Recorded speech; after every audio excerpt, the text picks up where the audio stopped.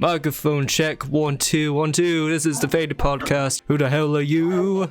It's your boy back once again. This is Oscar. And joining me once again is the one and only Darren. Hi guys. I hope that you are going to enjoy this excellent podcast. Excellent. We watched this movie for you guys. Appreciate us. We wanted to watch it anyways. Yeah, I've been wanting to watch it since it came out. So we are ready to talk about it. Yeah. We could do a list of the best movies of 2020 or just movies we watched in 2020, but this is the most important one we wanted to talk about. No, mate. What movies has been out last year? I mean, Sonic, but we already talked about that. Yeah, but besides Sonic, like, what else has been out? I don't know any. I can't name 5. Well, there was Hubie Halloween on Netflix, but that film is shit, and it's not even Halloween anyways. There can't be any top 10 stuff. It's like top 2. That's it. I don't think anything came out. I'm sure there was, but not anything I can think of. Yeah, not anything we care. Yeah. But that was good, but I honestly think like cinemas in general, they will die out if this COVID shit keeps going. I do think everyone will feel more comfortable at home watching movies now ever since Disney Plus and streaming services. It's just more easier to watch it at home now. People found a way to watch it with each other, then instead of coming in the house together, they just like group chat, Zoom meeting shit while watching a movie. So I think cinema shit, it will die. That's my prediction. I definitely was not prepared for this change. Not like I'm a huge fan of cinemas. I'm not really. I like going out when I'm hanging out with friends, but I can't really hang out with friends, and it's usually like I have to wait half a year to hang out with the same friend. I mean, it's not always half a year, but it's how it feels. Yeah, I feel yeah. In about 2 months, it'll have been a year since I last saw Ben in person. God damn it! It feels like it's already March. Before we begin, by the way, hi Ben, if you're watching this. And I know he ain't. You know he won't. Well, I don't think he's even seen the Bill and Ted movies. Yeah, before we begin, 2021, here we are. We reached another milestone in the channel. We are now like no longer a fake podcast or a ripoff or a clone.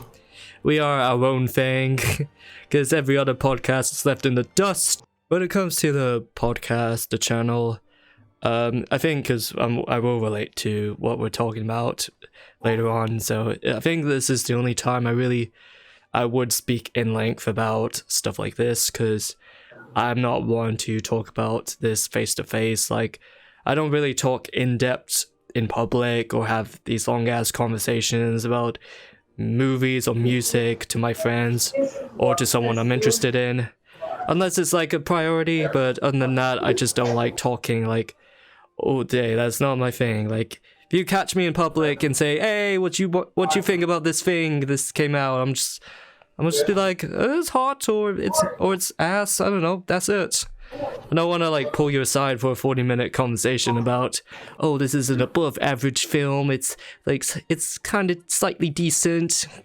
I'm not into that thing. There's one thing, because it will be like a main flaw. I'm guessing other people, when they critique this movie, I'm guessing they talked about the scientific inaccuracies, because it's a kind of a sci-fi movie. Because I'm not gonna be, we won't be the ones to say, "Oh, this is scientifically inaccurate. This is not how time travel works." Like, this is not no Neil deGrasse Tyson shit. So we ain't doing that. Isn't there anybody that can turn their brain off for 5 minutes? No one. So yeah. So if anyone cared, then this is a podcast for you. And even if we talk about flaws, it's all out of love. So we appreciate the love if you subscribe to us. So shall we talk about this? Yes. Let's see. What would you sum up Bill and Ted in general in the series? This trilogy. Well, what do you mean by sum up? Like, what would you say if someone says, "What's Bill and Ted about?" Well, I would say that it's about two hip dudes who are not so good in school. They get help from the future to do their homework, and as they are on their excellent adventure, they find out that doing their homework is important in the world, so that they can create world peace one day. Yeah, and that just carries on from the other stuff. Yeah, and the other two movies are about them having to make sure the future stays peaceful and nothing bad happens. I mean, there's obviously way more to that story, but I'm giving you what the basics are. Because for those who haven't watched these movies, Bill and Ted is really nothing serious. It's not a serious kind of film. Well, with you, I'm not saying you can't criticize it for, like acting or stories or effects. It's just not one of them films they want an Oscar for, or they want to win best movie ever, stuff like this. It's just let's make the audience laugh and smile through all this bullshit that's going on lately. And as a comedy, they do an A+ job at it. Yeah, like comedy, that's just hard on its own to make someone chuckle. So for this movie, I wouldn't say I was like dying of laughing, but I was chuckling like at some moments, but I was like still like happy throughout the whole movie. People would argue about like, oh, the budget was low, or it's not an in-depth story, but honestly, my favorite movies are just like your dumb comedies that's just nice and breezy and laid back. I mean, your old Seth Rogen movies, super bad, the best comedy film ever, facts. You get your School of Rocks, your Step Brothers, your White Chicks, Easy A, fucking Mean Girls. Yeah, and even if some of those movies aren't good movies, we're still allowed to have guilty pleasures. I still stand by the whole I don't believe in the guilty pleasure shit. Honestly, the only guilty pleasures I really have in life are stuff I do feel a bit embarrassed to say I like, but that's it. Expressing that I like something in public, then it's probably not really a guilty pleasure, and I think it's legitimately good. Yeah. You get what I'm saying? Yeah. But I still when it comes to comedy nowadays, everything really died out. Like, you don't get your iconic cultural things like 21 and 22 Jump Street. They're like the last funny comedy films that everybody remembers. It's just like the 2000s comedy was like pure gold, so like after 2010s, we don't get shit like that anymore. And I'm not talking about superhero movies, because like they don't rely on jokes, but they'll just have them one-liners. They always do, but we never had like a proper recognizable comedy film. So like watching Bill and Ted 3 almost got me into that same feeling again. Like, I don't think this will be like a cultural phenomenon, like it like brought back comedy films, but it gave me a nice feeling. And it was definitely nice to see the cast and crew reunite to give us the third movie that we didn't know we needed until now. Yeah, even they said like it took like they wanted to do this for like I guess 10 years ago, and then like finally they were able to do it. So it's just like the people behind it, they really wanted to make this, so there's some heart in it. Yeah, and seeing that Orion Pictures had come back in recent years, it was definitely a good time to make it. Yeah, they were fresh off of doing the Child's Play reboot and ready to do the third Bill and Ted movie. Like, Bill and Ted Face the Music was super nice. It's not insane, but you know, it's super good. That's all I have to say.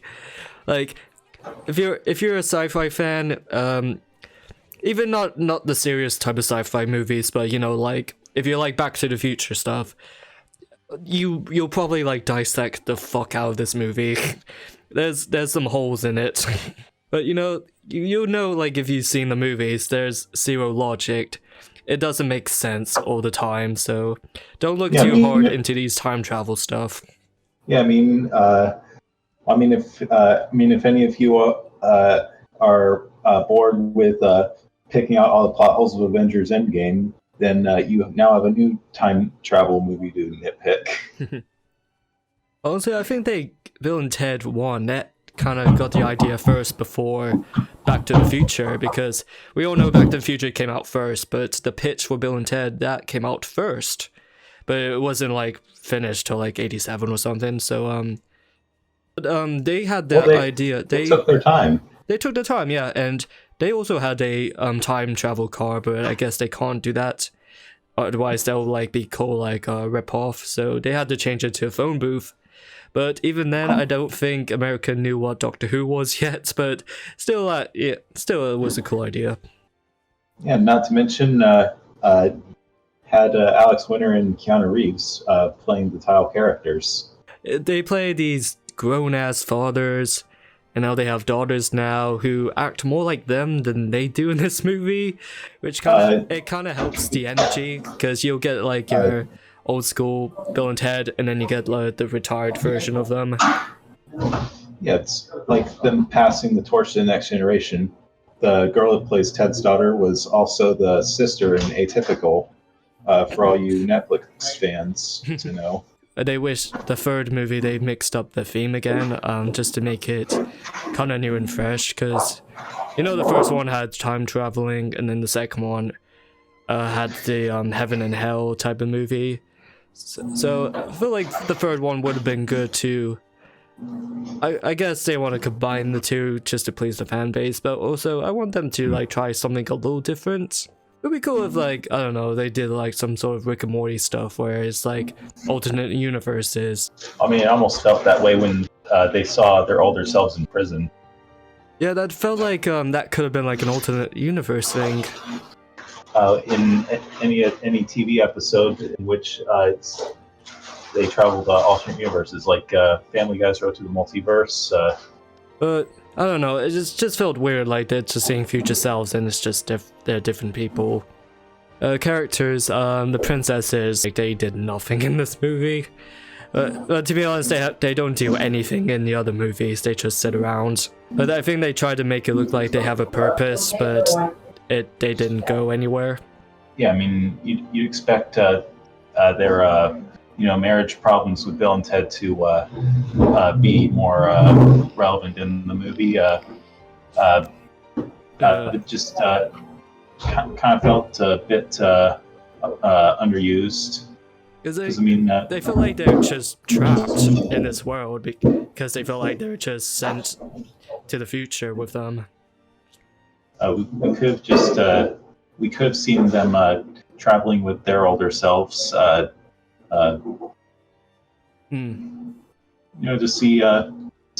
see what their adventure was like, and them deciding to be back with Bill and Ted, and not to mention where Bill and Ted are seeing themselves as old guys. We see the old lady princesses go and steal their time box. Man, I was a little confused, like what's going on? I feel like it should have been a bit more exciting than it was. Yeah, it's like this weird subplot I don't understand. But I guess they wanted to focus more on the daughters, and they didn't want to convolute it with a female duo traveling. I honestly do like the daughters. I feel like they did have a purpose, and they really felt like younger Bill and Ted. Yeah, I feel like that's what the movie needed, because I know Keanu Reeves and the other guy, they can't be them young selves. I don't think that would have worked. I feel like I prefer them being like old ass versions of themselves. So I feel like the daughters being there is just like a nice bit of energy. And I'll say they were really good.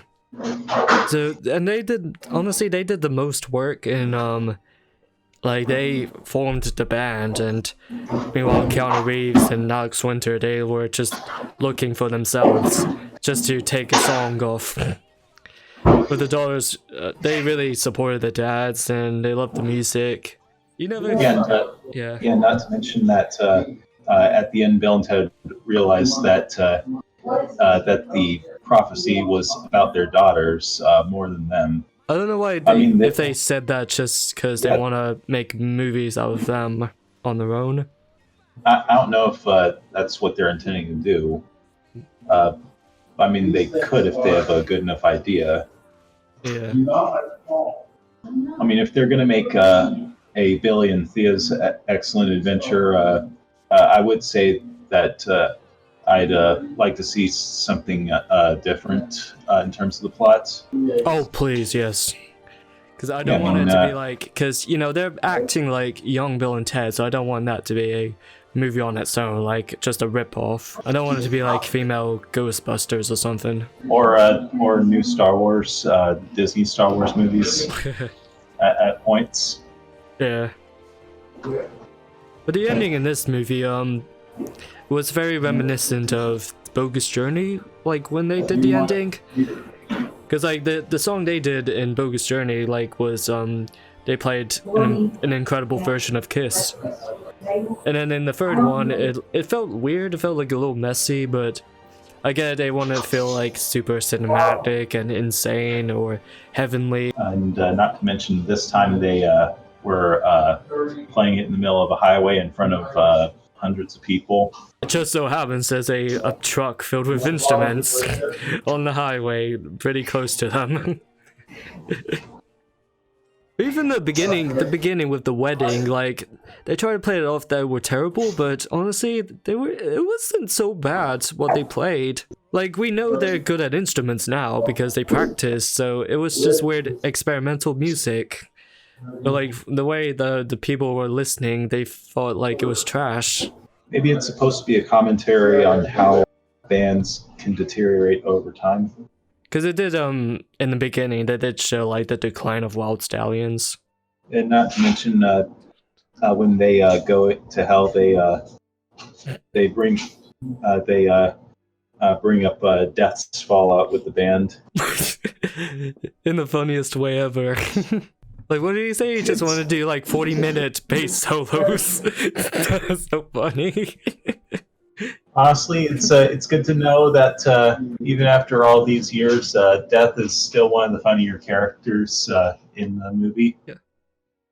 I forgot how funny he was. Like in the original, it was like this weird big character development because he started like so shy and then he like opened up and he's just random and goofy. But no, it's weird because they had a new character in this movie, like the robot, and it just felt like Death again.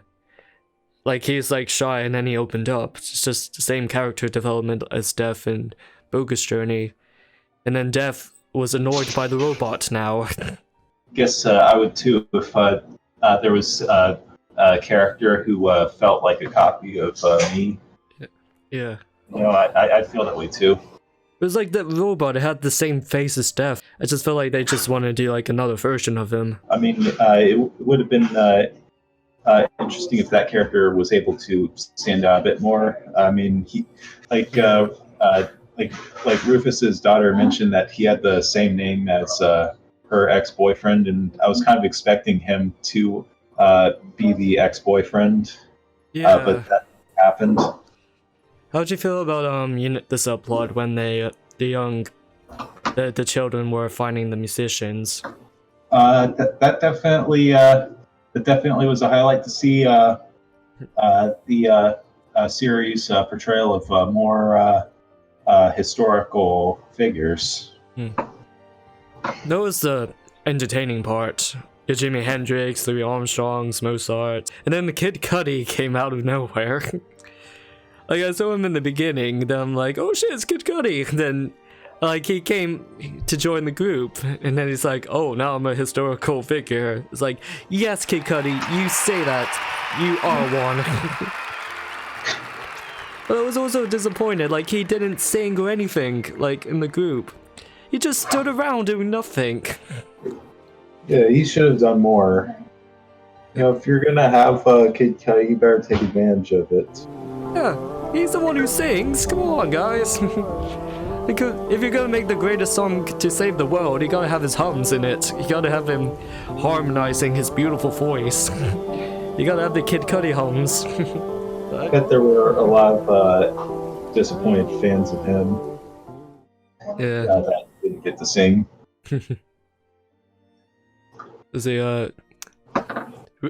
Since Rufus wasn't in this movie, how'd you feel about the daughter? Honestly, I thought Christian Shaw proved to be a worthy replacement for the character.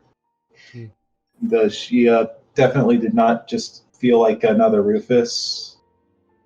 Yeah. Because let's be fair, you cannot replace George Carlin. You're right, yeah. Honestly, yeah, that was a surprise she was playing that role, but, because, like, her voice picked up, so I was like, oh, it's her. Honestly, she felt like just the person to panic and, yell at the mom. And the mom was, Evelyn from 2.5 Men?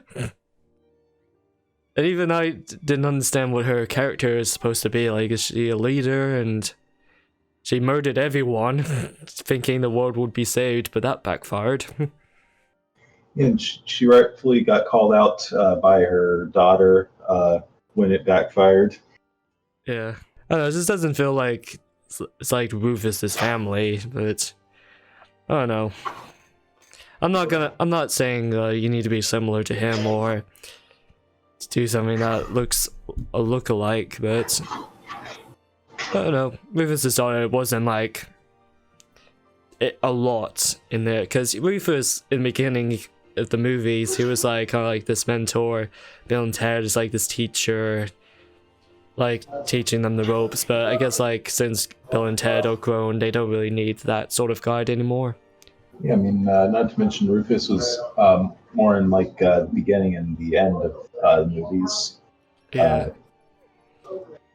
I mean, had he been in more of the original movies, it would have been like called Bill, Ted, and Rufus's Excellent Adventure. We'll talk about the CG, the backdrops. And all the green screen. It really, like, not all of it is bad, but I mean, hell looks alright, but you know, when they're in the future, in the beginning, it looks so empty and plain.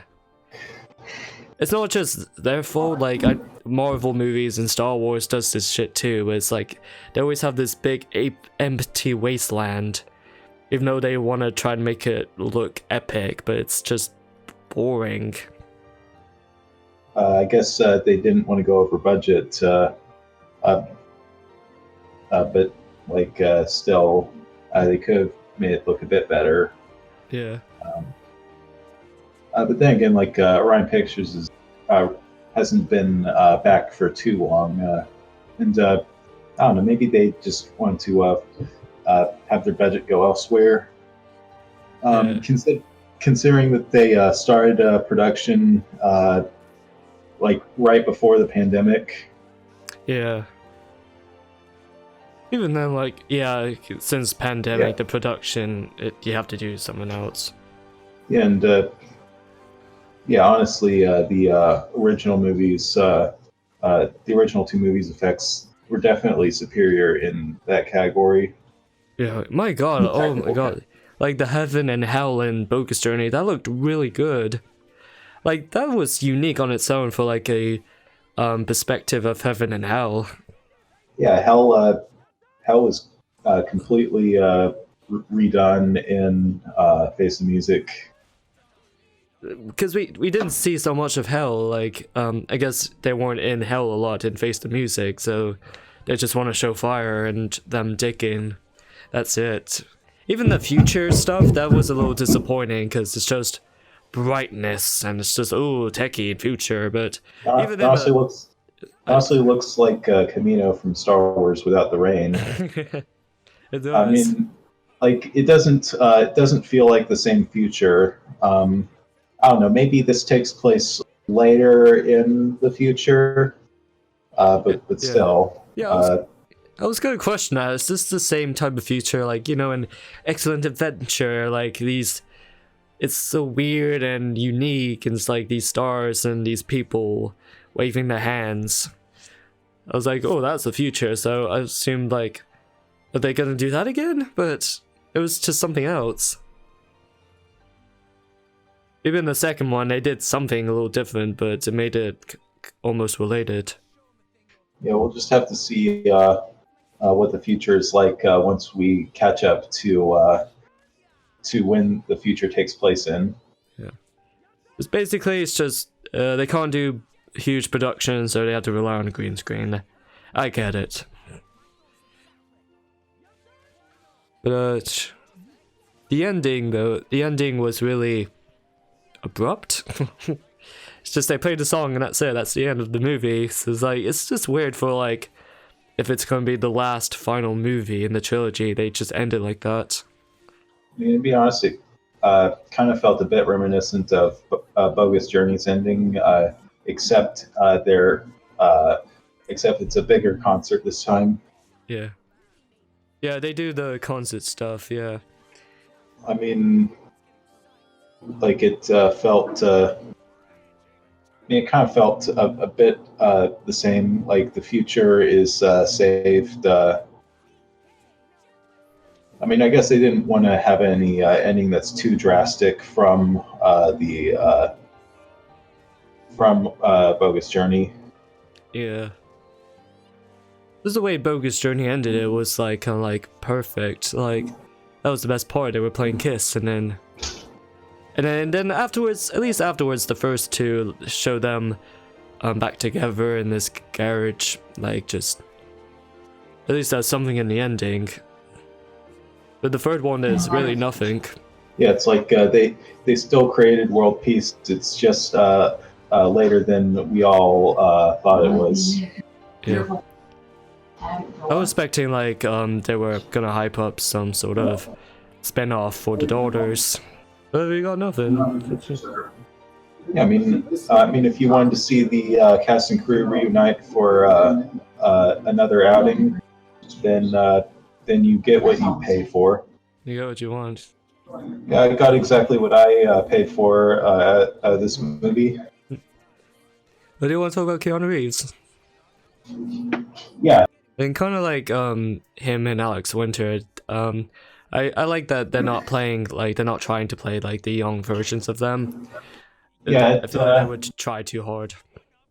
Yeah, it would have felt like a midlife crisis performance if they did. Yeah. I mean, they do feel like an older Bill and Ted. Yeah, that's how I imagine how they would act. It's just like tired and exhausted versions of them. And it's clearly what they were trying to establish at the beginning of the movie. Like Keanu Reeves, ever since he was the whoa dude actor when he started, and then later on he became this big hit in The Matrix, and then after that nobody cared for him anymore, or nobody bringed him up in conversations. John Wick came to life, and then John Wick became a household name. And again, now he's appearing in everything, and people are like, "Oh wow, I always loved you." Like, bitch, when did you love him? Well, you love him now, but did you love him back then? Yeah, bunch of fakes. When was like, you know, in between Matrix and John Wick? Where was all this shit coming from? But it's cool, like how you know, like as popular as he is again, he's still doing stuff like this now. I mean, he didn't have to do this, but he did. He shaved his beard off for doing it. Yeah, he didn't have to do this. He can just make another Matrix or continue with John Wick, but he wanted to do this. I mean, he is still good. He is still continuing them, but he's also doing this too. Yeah. So I always like the dude. He's just this humble figure. He's just a nice guy, and no matter what, he's still playing himself. Like, no matter if it's Toy Story or SpongeBob or Cyberpunk, he's still playing himself, but there's a charm to him. Honestly, I feel like... he's someone I'd love to have a drink with. Yeah. Honestly, the only person who kind of shined in the movie was Alex Winter himself. I feel like he was the best part, because he didn't act anymore. But when he came back, he was really good. Well, it's good to see him make a comeback. Yeah. In one of his most famous roles. Yeah. Or only famous role. Well, he was also one of the vampires in Lost Boys. Oh my god, really? Yeah. Damn. But it wasn't the main one. Ah, okay. But still, that's something.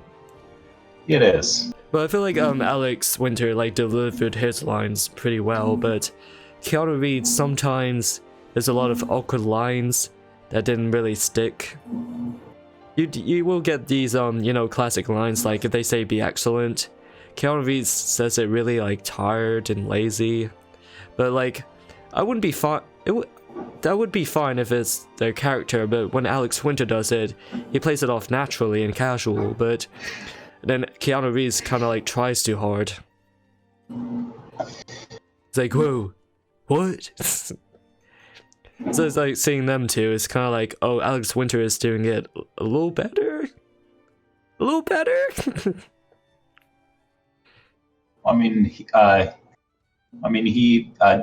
didn't have to transition from the John Wick movies back to Bill and Ted. Yeah. It's just, yeah. And then back to the John Wick movies. Although it would be interesting if they found a way to put Alex Winter in a John Wick movie. Well, I'm kind of glad you said that, because Alex Winter, like, he can like went from Bill and he can still be Bill, but Keanu Reeves, he did all these different roles. It's kind of hard for him to go back to the whoa dude actor he was. I just feel like he can't do that anymore. I feel like he's over that. I bet there will eventually be a parody where a Bill and Ted parody where like Ted ends up turning into John Wick. Like maybe someone does something to Bill and it's enough for Ted to become John Wick. Yeah. But overall, like, they both did well. Like, the chemistry between each other, like, it felt like the old Bill and Ted. I just feel like Keanu Reeves, like, had more awkward moments. It's how you know the actors got along when they have good chemistry on set. Yeah. Overall, I think that wraps up everything about Bill and Ted. Unless you have something else to say. Not really. It was definitely a good movie. Wasn't expecting it to be perfect, but we kind of knew that. Yeah, I'm glad I was able to use my Target money on this movie. Yeah. And you'll definitely love it if you're a fan. And if you don't love it, just remember that the original movies still exist, and they're still really funny. Yeah, I mean, and the third movie doesn't really change the ending of Bogus Journey if you just want to stop at Bogus Journey. Yeah. That's what I like. It's like you can end it anytime. Like you can end it at Excellent Adventure or even Bogus Journey or number 3. It's up to you. Like it does that well. So yeah, this movie was super okay. It's still fun. You can still get laughs out of it, but I say, like, if you want to rank the Bill and Ted, I say the third one is the lowest. Not that it's trash, it's just, it's just a nice comeback. But, number 2 will always be the best one. I would say number 1 for me, but number 2 definitely comes super close on the ranking list. Oh yeah. Honestly, number 2 is a perfect example of what a movie sequel should be. Just like taking what the first one did and do the exact opposite. That's what I like about it. If only Back to the Future 2 could have done more of that with it being a sequel to a time travel movie. Yeah.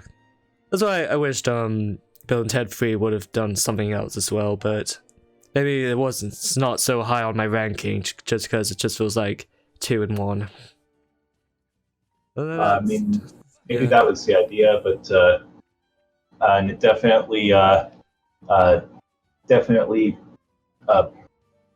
felt like a better celebration than Disney Star Wars, but still, I would say that it is a bit disappointing that they didn't do anything unique for it to stand out from the original too. Yeah, but still, it's nice, laid back and fun.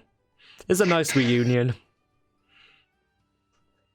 So I will say you should watch it. I mean, I'll certainly give it another try if I decide to marathon the movies.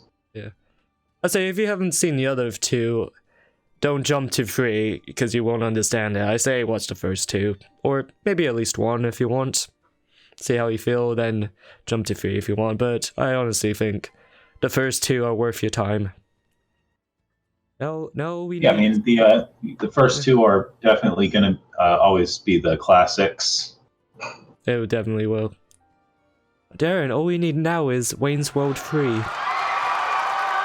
Then we'll have a cure for COVID.